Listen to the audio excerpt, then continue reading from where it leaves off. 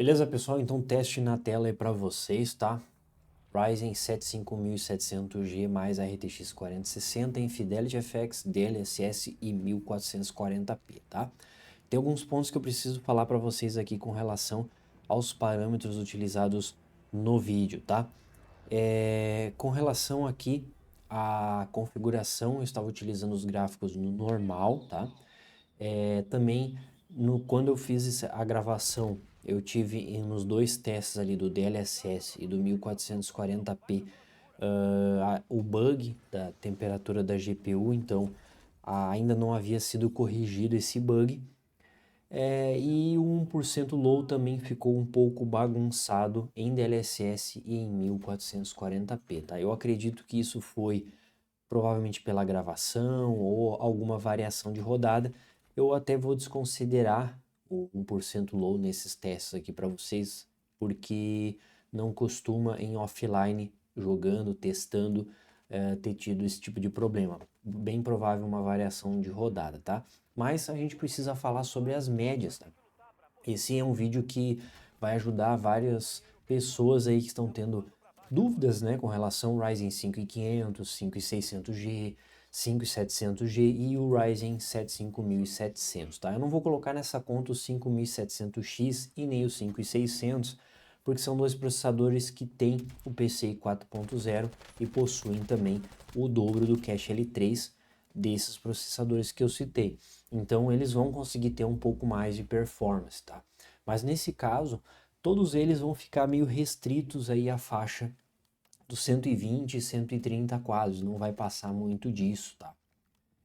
Percebam que com o Fidelity FX a gente consegue ali 1% low na casa dos 72 e 121 FPS de média, ainda que gravando. Mesmo que a gente está utilizando aqui o Fidelity FX está rodando de forma nativa, ainda fica evidente, claro, o gargalo da RTX 4060, então já está sobrando placa. Isso é uma dúvida que eu recebo recorrente aqui no canal. Pessoal que tem Ryzen 7 5700G ou 5700 e que tem placas mais poderosas está em dúvida sobre o gargalo. Então, sim, o 5700 e o 5700G não consegue entregar muito mais aí do que 120 até uns 130 quase. Talvez você não estiver gravando, consiga um pouquinho mais, mas vai ficar nesse teto aí. Isso eu estou considerando COD Warzone, tá? Por quê?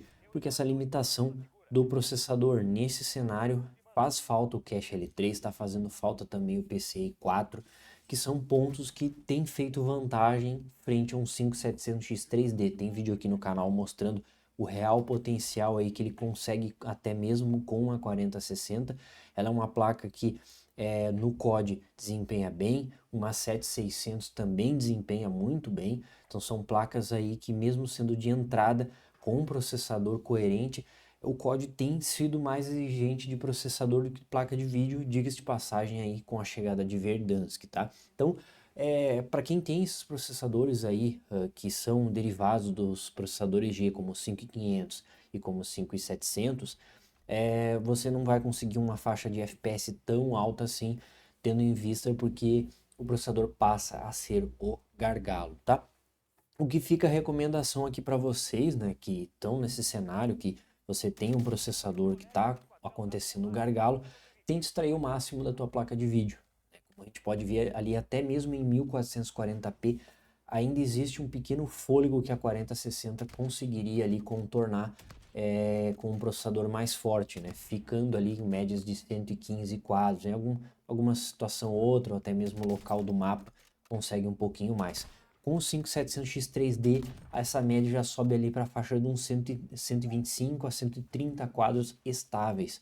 Então, a 4060, mesmo em 1440p, ela ainda sobra um pouquinho combinado com esses processadores. Então, a minha recomendação que fica é que se você está numa situação semelhante, teste em subir a resolução. Mesmo que você tenha um monitor Full HD, teste passar para 1440p para você ter um aproveitamento melhor da tua placa de vídeo e desafogar um pouco o processador, porque se vocês perceberem ali que o DLSS, né, que ele em grande parte dos casos ele consegue sim dar um fôlego no FPS. Nesse caso, como já está gargalado o processador, ele tira mais carga da placa de vídeo, fazendo com que o FPS acabe não subindo. Então, dependendo da situação do que você estiver fazendo, né, estiver gravando, fazendo algo mais pesado, ele até pode ajudar.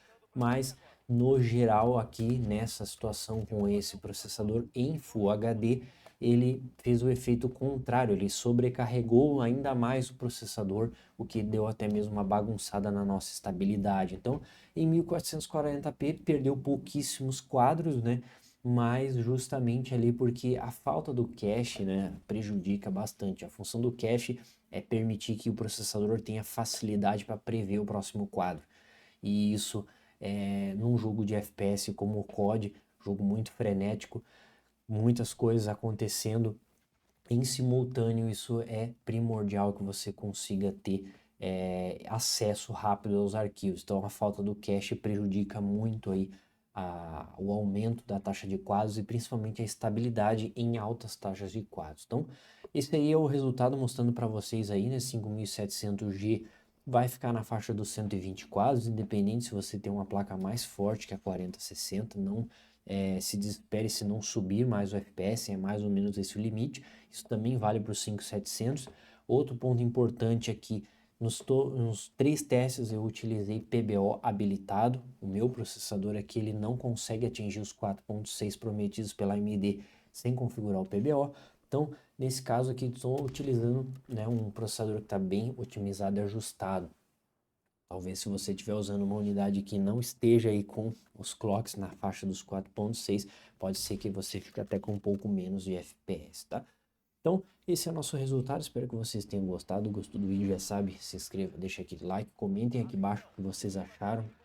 Se vocês querem ver mais testes também, o 5700G ainda é uma opção viável, mas fica a dica aí para vocês, tá? Quem está buscando upgrades, quem está buscando longevidade, saiba que é um processador aí que, embora ainda entregue uma performance satisfatória, no longo prazo ele não envelhece tão bem quanto os modelos X3D. Considerando que X3D e todos os M4 de uma forma geral, né, já estão ficando mais escassos para quem está buscando uma longevidade aí, vários upgrades futuros, né, uma margem maior aí de gameplays, recomendo você já partir para um M5, tá? Mas o M4 ainda entrega uma performance honesta, né? Pegando em bons preços ali, tendo em mente o que você quer fazer, ainda é uma opção interessante, beleza?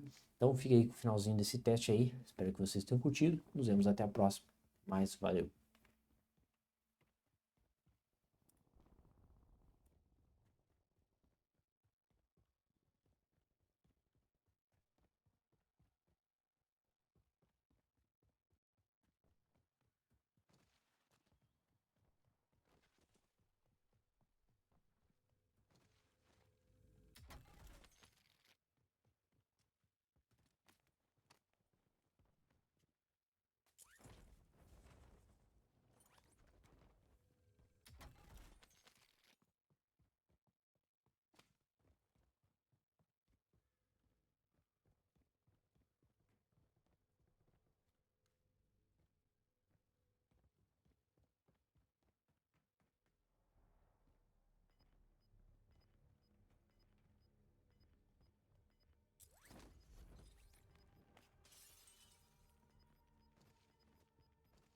Vão pra zona segura.